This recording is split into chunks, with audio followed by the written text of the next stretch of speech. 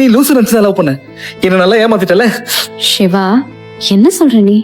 சிவா, நான் எப்ப சிவா லூஸ் மாதிரி நடிச்சேன்? நீ பண்றதுல அப்படிதான் இருந்துச்சு ரம்யா. நான் என் ரோட்ல தத்திட்டு வர்றேன், மழையில ஐஸ்கிரீம் சாப்பிடுறேன், நல்லா டைரக்ட் பண்ணி டைரக்டர் ரோட கிராஸ் பண்ணி விடுறேன். வேற என்ன நினைக்க தோணும்? என்ன கியூட்டா பண்றியா? கியூட்டா இல்ல. இவங்க தான் ஃப்ளவர் பாட் கேரக்டர். அதாவது இவங்களுக்குன்னு படத்தில் ஒரு பர்பஸ் இருக்காது. ஸ்க்ரீனில் அழகாக மட்டும் தெரியவும், ஹீரோ என்ன தப்பு பண்ணியிருந்தாலும் அவருக்கு லவ் இன்ட்ரெஸ்டாக இருக்கவும், முக்கியமாக சரியாக யோசிக்க கூட தெரியாமல் க்யூட்டுன்ற பேரில் எக்ஸிஸ்ட் ஆகிறது தான் இந்த சப்ஜெக்டோட வேலை. இப்படியெல்லாம் ஃபீமேல் கேரக்டர்ஸ் எழுதுறது நம்ம இந்தியன் சினிமாவில் மட்டும்தான். இது ஒரு பக்கம் இருக்க, சில ஐகானிக் நெகட்டிவ் ஃபீமேல் கேரக்டர்ஸையும் நம்ம இண்டஸ்ட்ரி கொடுத்துருக்கு தான். உதாரணமாக நீலாம்பரி ஃப்ரம் படையப்பா, ருத்ரா ஃப்ரம் கொடி, இப்படியெல்லாம். இந்த மாதிரி பிறரை மயக்கும் தன்மையுடன் அபாயகரமாக இருக்கக்கூடிய ஒரு பெண்ணை சினிமாவில் ஃபெம் ஃபேட்டல்னு சொல்லுவாங்க. இது ஒரு ஃப்ரெஞ்ச் டேர்ம். ஸோ திமிராவும் ஒரு விஷத்தன்மையோடவும் ஹீரோவை சுற்றி இருக்கும் ஃபீமேல் கேரக்டர்ஸ் இதுக்கு ஒரு உதாரணம்னு சொல்லலாம். அப்போது ஒரு நல்ல ஃபீமேல் கேரக்டர்னா இப்படி ஃபெம் ஃபேட்டல் டைப்பில் தான் எழுதணுமா அப்படின்னு கேட்டால் அப்படிலாம் இல்லை. அப்படி எழுதி ஒர்க் ஆகாமல் போன சில கேரக்டர்ஸ்லாம் கூட இருக்குது. ஸோ எல்லா ஃபீமேல் கேரக்டர்ஸும் அப்படி எழுத தேவையில்லை. அண்ட் இன்னும் சொல்ல போனால் ஹீரோவுக்கு லவ் இன்ட்ரெஸ்டாகவும் அட் த சேம் டைம் தேவையான இடத்துல திமிராகவும் கர்ப்பத்தோடவும் இருக்க மாதிரி ஒரு கதாபாத்திரத்தை கூட எழுதலாம். அண்ட் ஆல்சோ இந்த லூசு பொண்ணு டைப், அதாவது சோ கால்டு ஃப்ளவர் பாட் ஹீரோயின்ஸையும் இப்போ சொன்ன ஃபெம் ஃபேட்டல் ஹீரோயின்ஸையும் ஒப்பிட்டு பேசுகிறதும் அவ்வளோ நல்ல ஒரு கம்பேரிசன் இல்லை. ஆனாலும் நம்ம இந்த கம்பேரிசன் பண்ணி அனலைஸ் பண்ண போகிறோம். வை? பிகாஸ் ரெண்டு எக்ஸ்ட்ரீமில் இருக்குது. ஒன்று ரொம்ப க்யூட்டுன்னு சொல்லி அப்படியே கீழே இறங்கி இந்த எக்ஸ்ட்ரீமுக்கு வரும், இல்லை ரொம்ப வைலண்ட்டாகவும் டாக்ஸிக்காகவும் எழுதி அந்த எக்ஸ்ட்ரீமுக்கு போயிடுறோம். ஸோ இந்த ஃப்ளவர் பாட் ரோல்ஸை எப்படி தவிர்க்கலாம் அப்படின்னும், ரெண்டு எக்ஸ்ட்ரீமுக்கும் நடுவில் இருக்க ஸ்வீட் ஸ்பாட்டை பிடிச்சி எப்படி ஒரு நல்ல ஃபீமேல் கேரக்டர் எழுதுறது அப்படின்னும் டீட்டெயிலாக பார்க்கலாம். அப்படி ஏற்கனவே எழுதப்பட்ட படங்களை பற்றியும் அனலைஸ் பண்ணி பார்ப்போம். பட் அதுக்கு முன்னாடி நீங்கள் இந்த சேனலுக்கு புதுசு எப்படின்னா, சஞ்சய் கிரீஷ் யூஸ்வலான மூவி ரிவ்யூஸ் எல்லாம் தாண்டி அதிகமாக பேசப்படாத மூவி கான்டென்ட்ஸ்லாம் நம்ம நிறையவே பேசுவோம். அண்ட் ட்ரஸ்ட் மீ, இதனால் மூவிஸ் மேலே இருக்க உங்கள் பெர்ஸ்பெக்டிவே மாறும். So stay tuned and let's get started.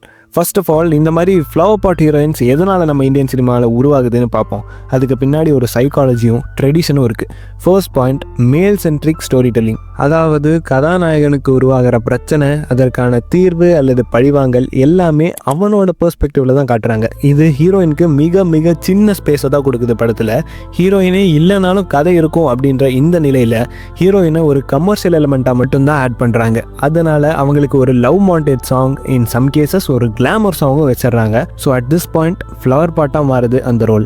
எல்லா இந்தியன் கமர்ஷியல் படமும் ஹீரோயின் இப்படி தான் ட்ரீட் பண்ணுதுன்னு சொல்லலை, பட் பெரும்பாலும் நிலைமை இதுதான். ரெண்டாவது பிரச்சனை என்னன்னா, ப்ரொடியூசர் ப்ரெஷர். எஸ், அது கண்டிப்பாக இருக்குது.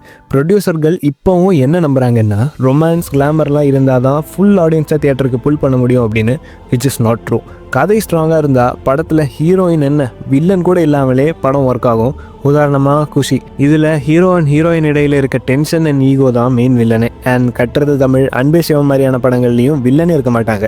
பட் ப்ரொடியூசர் சிலர் இதெல்லாம் புரிஞ்சுக்காம டேரக்டர்ஸுக்கு ஃபுல் ஃப்ரீடம் தராமல் கமர்ஷியல் எலமெண்ட்ஸ் ஆட் பண்ண சொல்லுவாங்க.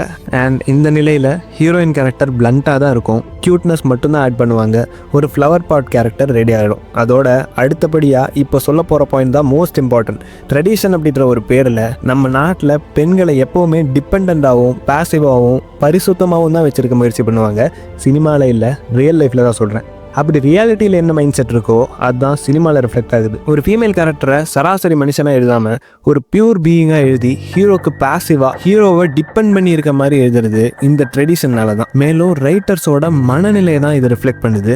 அன்ஃபார்ச்சுனேட்லி இந்த ஒரு பிரின்சிபல் ரொம்ப டாக்ஸிக்கானது. இதனால் ஒரு சில ஆடியன்ஸுக்கு பெண்கள்னா பியூராக இருக்கணும், சைல்டிஷாக தான் இருக்கணும், அப்போ தான் நல்ல பொண்ணு அப்படின்னு ஒரு இன்ஃப்ளூயன்ஸ் வரும். இதெல்லாம் தான் மெயின் ஸ்ட்ரீம் சினிமாவில் இந்த பிரச்சனை வர மெயின் காரணம். இதனால் நல்ல டேலண்டட் ஆக்டர்ஸ் கூட ஃப்ளவர் பாட்டா மாறிடுறாங்க. Nothing. All rest. Your mind has to come down. Bye.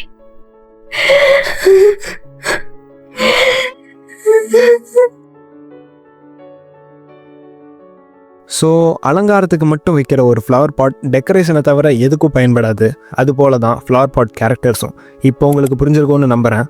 அடுத்தபடியாக ஃபெம் ஃபேட்டாலுக்கு போகலாம். மாடர்னைஸ் ஆக ஆக தான் நம்ம இண்டஸ்ட்ரி இந்த மாதிரி ஃபெம் ஃபெட்டால்லாம் கொடுக்க ஆரம்பிச்சது. 90s 80s ரொம்ப கம்மி தான், 70sலாம் சுத்தம். ஃபீமேல் கேரக்டர்ஸை ஏதாவது அப்படி நெகட்டிவாக காமிச்சிருந்தா கூட அவங்க செயலுக்கு பனிஷ் பண்ணுற மாதிரி தான் எண்டிங் வச்சுருப்பாங்க. அவங்கள பொறுத்த வரைக்கும் பெண்ணோட பியூரிட்டிக்கு களங்கம் வந்துருச்சு, அதை சரி செய்கிற விதமாக கிளைமேக்ஸில் அவங்கள பனிஷ் பண்ணுற மாதிரி எழுதணும். இப்படி தான் நிலைமை இருந்தது. ஆனால் ஹாலிவுட்லலாம் 70sலேயே பேம் கிரேயர் வச்சு ஃபெம் ஃபெட்டால் ரோல்ஸ் பண்ணியிருந்தாங்க. இதற்கு காரணம் அவங்க ஃபீமேல் கேரக்டர்ஸை புனிதப்படுத்தாமல் ஒரு சக மனுஷியாக பார்த்தாங்க. அவளுக்கும் உணர்வுகள் இருக்குன்னு அவங்க உணர்ந்தாங்க. ஆனால் என்ன இருந்தாலும் நம்ம இண்டஸ்ட்ரி எவால்வ் ஆகிட்டு இருக்கு. இப்போது எவ்வளவோ பெட்டராக இருக்குது. நம்ம ஊரில் ஃபெம் ஃபெட்டால் பார்க்கணும் அப்படின்னா பழைய பால நீலாம்பரி கேரக்டரைசேஷன் ஒரு நல்ல எக்ஸாம்பிள். படத்தில் ரஜினிகாந்துக்கு ஈக்குவலாக ரம்யா கிருஷ்ணன் வெயிட்டேஜ் கொடுத்துருப்பாங்க. அவங்க இல்லைன்னா அந்த படமே இல்லை. இந்த மாதிரி ஒரு இம்பார்ட்டன்ஸ் வேணும் ஃபீமேல் கேரக்டர்ஸ்க்கு. அண்ட் இன் சம் கேசஸ் கதைக்கு ஒரு ஃபீமேல் கேரக்டரே தேவைப்படலைன்னா வைக்கவே கூடாது.